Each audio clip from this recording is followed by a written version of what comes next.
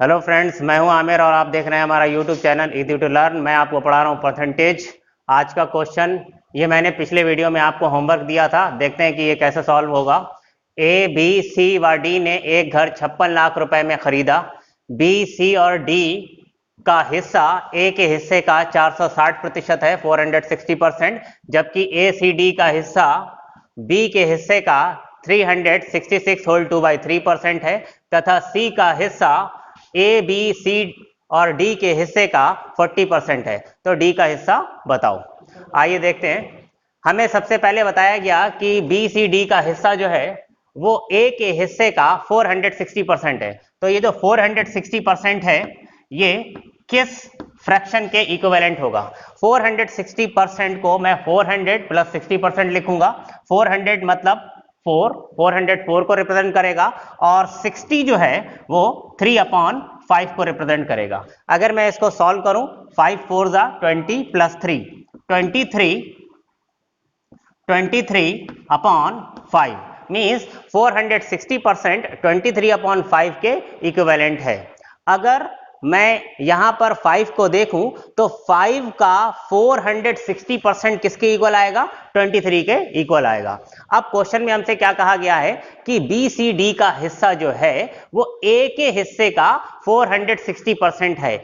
ए के हिस्से का 460%। तो अगर मैं ए का हिस्सा 5 ले लूं, अगर मैं ए का हिस्सा 5 ले लूं तो बी, सी और डी का जो हिस्सा होगा, बी, सी और डी का जो हिस्सा होगा वो ए के हिस्से का 460% होगा। अगर ए का हिस्सा 5 है तो 5 का 460% जो है वो कितना है? 23। यानी बी, सी और डी का हिस्सा जो है वो 23 यूनिट होगा।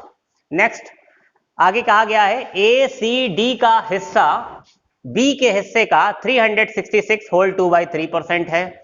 तो ए सी डी पहले देखें कि 366 होल 2/3% किस फ्रैक्शन के इक्विवेलेंट होगा?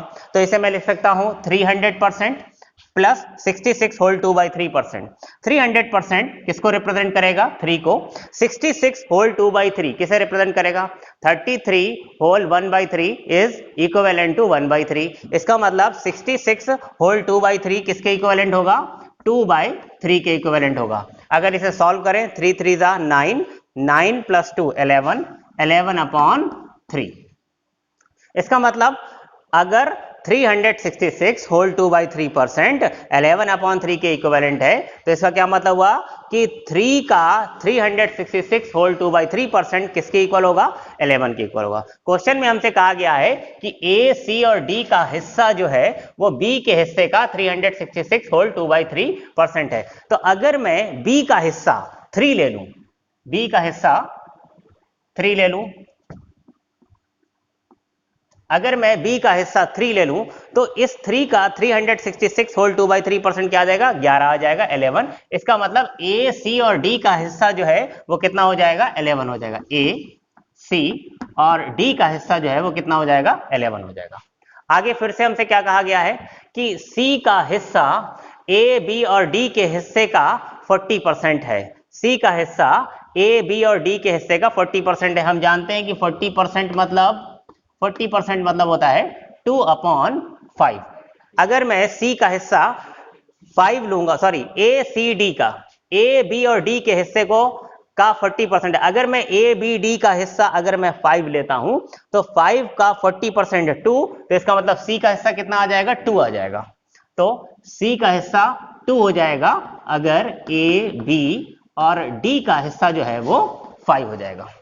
मेरे ख्याल से इतनी बात समझ में आ गई होगी। अब हम फिर से देखते हैं, ए का हिस्सा मैंने कितना लिया है? 5 यूनिट और बी सी डी का हिस्सा कितना लिया है? 23 यूनिट। तो अगर मैं आपसे पूछूं कि ए, बी, सी और डी का कुल हिस्सा जो है वो कितना है, तो 23 प्लस 5 28 यूनिट। ये टोटल 28 यूनिट है। जबकि अगर मैं यहां से देखूं तो बी का हिस्सा 3 यूनिट आ रहा है और ए सी डी का हिस्सा 11 यूनिट आ रहा है। तो अगर मैं यहां से देखूं तो ए, बी और सी, ए, बी, सी और डी का जो टोटल हिस्सा है वो कितना आ रहा है? टोटल हिस्से आ रहे हैं इनके 14 यूनिट। जबकि यहां से देखें तो 5 प्लस 2 7 यूनिट। अब अगर मैं ए बी सी डी की बात कर रहा हूं, तो ए बी सी और डी का कुल हिस्से तो सेम होने चाहिए, जबकि यहां पर कितना आ रहा है 28 यूनिट, यहां पर कितना आ रहा है 14 यूनिट और यहां पर कितना आ रहा है 7 यूनिट। इट मींस मुझे इसे बैलेंस करना होगा। तो इन सबको बैलेंस करने के लिए हम क्या करेंगे, हम जानते हैं कि 28, 14 और 7 का एलसीएम जो होता है वो 28 होता है, तो इसलिए मैं सबको 28 बना लूंगा। इट मींस ये तो ऑलरेडी 28 है, इस 14 को 28 बनाने के लिए मुझे क्या करना होगा, 2 से मल्टीप्लाई। तो अगर मैं यहां 2 से मल्टीप्लाई करूंगा तो बी का हिस्सा भी ट्वाइस हो जाएगा और ए सी डी का हिस्सा भी दुगना हो जाएगा, यानी कि ए सी डी का हिस्सा 11 गुणा 2 22 यूनिट 22 यूनिट और बी का हिस्सा 3 इंटू 2 6 यूनिट होगा। इसी तरह से अगर मैं यहां पर 7 को 28 बनाना चाहता हूं तो मुझे मल्टीप्लाई करनी होगी 4 से, 7 4 द 28 यूनिट। अब अगर 4 से मैं यहां मल्टीप्लाई कर रहा हूं तो सी के हिस्से और ए बी डी के हिस्से में भी 4 से मल्टीप्लाई करना होगा, मल्टीप्लाई बाय 4 एंड 4। इसका मतलब सी का हिस्सा कितना हो गया 8 यूनिट और ए बी डी का हिस्सा कितना आ गया 5 4 द 20 यूनिट।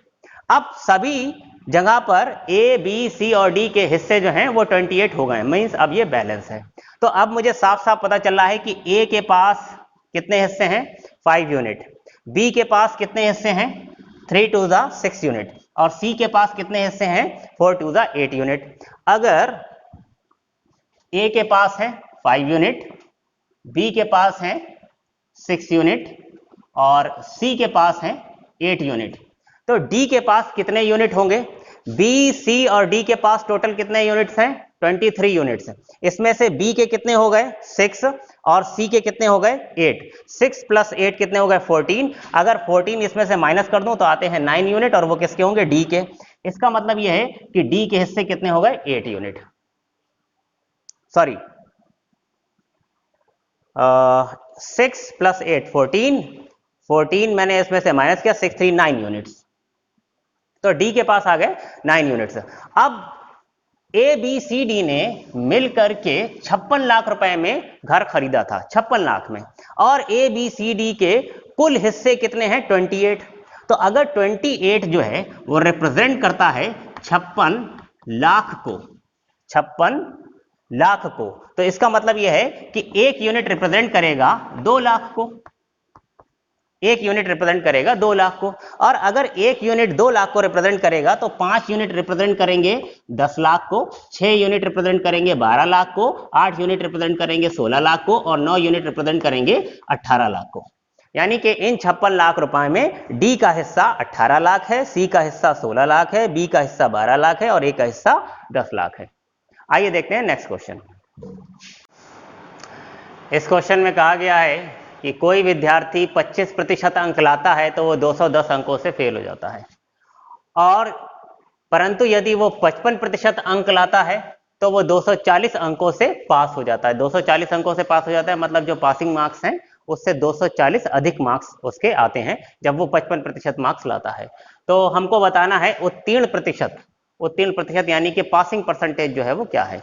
तो मान लेते हैं कि स्टूडेंट को पास होने के लिए इतने मार्क्स चाहिए, लेकिन जब वो 25% अंक लाया तो क्या हुआ, जब वो 25% अंक लाया तो 210 अंकों से फेल हो गया। 210 अंकों से फेल हो गया मतलब पास होने के लिए जितने मार्क्स चाहिए थे उससे 210 नंबर उसके कम रह गए। ये है पासिंग मार्क्स, ये है पासिंग मार्क्स। जब वो 25% अंक लाया तो वो इससे 210 अंक जो है वो पीछे रह गया, 210 अंक पीछे रह गया। बाद में क्या कह रहे हैं, 210 अंक पीछे रह गया। बाद में क्या कह रहे हैं कि अगर वो 55% अंक लाता है, जब वो 55% अंक लाता है तो क्या होता है, जब वो 55% अंक लाता है तो वो 240 अंकों से पास हो जाता है, यानी कि पास होने के लिए जो नंबर चाहिए उससे 240 ज्यादा लेकर के आता है। तो ये है पासिंग मार्क्स। जब वो 55% अंक लाया तो वो कितने नंबर ज्यादा लाया है, 240 ज्यादा लाया है पासिंग स्कोर से। ये आपका क्या है, पासिंग स्कोर है। जब 25% मार्क्स आए थे तो वो यहां था, और जब वो 55% मार्क्स लाया है तो वो यहां है। तो अगर मैं पासिंग परसेंटेज में डिफरेंस देखूं, इन दोनों परसेंटेज में डिफरेंस देखूं तो कितने का डिफरेंस आ रहा है, 55 माइनस 25, यहां से लेकर यहां तक कितने का डिफरेंस है, 30% का। कितने का डिफरेंस है, 30%। और ये 30% कितने मार्क्स को डिनोट कर रहे हैं, तो 210 और प्लस 240 कितने हो गए, ये 450। क्या मेरी बात समझ में आ रही है, ये है पासिंग मार्क्स। जब उसके 25% अंक लाए, वो 25% अंक लाया था, तो पासिंग मार्क्स से कितना पीछे रह गया था? 210 नंबर पीछे रह गया था, क्योंकि वो 210 नंबरों से फेल हो गया था। और जब वो 55% अंक लाया तो वो पासिंग स्कोर से 240 नंबर अधिक लाया है। 240 नंबरों से पास हो जाता है, मतलब वो पासिंग स्कोर से 240 नंबर अधिक लाया। 55% पर वो यहां पर है, 25% पर वो यहां पर है। तो अगर मैं प्रतिशत में अंतर देखूं तो 55 माइनस 25 कितना हुआ? 30%। और अंकों में अंतर देखूं तो अगर ये पासिंग स्कोर है, ये इससे 210 पीछे है और ये इससे 240 आगे, तो यहां से यहां तक जो अंतर हो गया वो कितने का हो गया? 450 का। इसका मतलब 30% जो है वो किसको रिप्रेजेंट कर रहा है? 450 को। अगर 30% 450 को रिप्रेजेंट करता है तो 1% किसको रिप्रेजेंट करेगा? 30 से मैं भाग कर दूंगा, 30 से मैं भाग करूंगा तो 3 15। 1% जो है वो किसको रिप्रेजेंट करेगा? 15 नंबर को रिप्रेजेंट करेगा। तो अगर मैं पूछूं कि जो मैक्सिमम मार्क्स हैं, जो अधिकतम जो पेपर में जो अधिकतम अंक हैं वो कितने हैं? तो अधिकतम अंक यानी मैक्सिमम मार्क्स का मतलब होता है 100%। तो 100% मतलब अगर 1% 15 है तो 100% कितने हो गए? 1500। लेकिन हमसे 100% या मैक्सिमम मार्क्स नहीं पूछे गए, हमसे पूछा गया है कि उत्तीर्ण प्रतिशत बताओ। उत्तीर्ण प्रतिशत। अब एक बात बताइए, जब वो 25% अंक लाया था तो क्या हुआ था? 210 अंक उसके कम रह गए थे। जो पासिंग स्कोर चाहिए था उससे 210 अंक कम रह गए थे। 15 नंबर किसको प्रदर्शित करते हैं? 15 नंबर प्रदर्शित करते हैं 1% को। 30 नंबर किसको प्रदर्शित करेंगे? 2% को। 45 नंबर किसको प्रदर्शित करेंगे? 3% को। तो 210 नंबर कितने प्रतिशत को प्रदर्शित करेंगे? इसके लिए मैं क्या करूंगा? 15 से इसको भाग करूंगा। अगर मैं 15 से भाग करूं, 15 कम 15 और 15 चौक 60, यानी कि 210 नंबर जो है वो किसको प्रदर्शित करते हैं? 14% को रिप्रेजेंट करते हैं। जब वो 25% अंक लाया था तो पासिंग स्कोर से 14% कम रह गया था। तो इसका मतलब पासिंग स्कोर पर प्रतिशत जो है वो कितनी होगी? 25 और प्लस ये 14 कितनी हो जाएगी? 25 प्लस 14 39%। जो पासिंग प्रतिशत है वो कितनी है? 39%। उम्मीद है कि ये क्वेश्चन समझ में आया होगा। एक क्वेश्चन मैं आपको ऐसा ही होमवर्क में दे रहा हूं, वो आप लोग खुद करेंगे।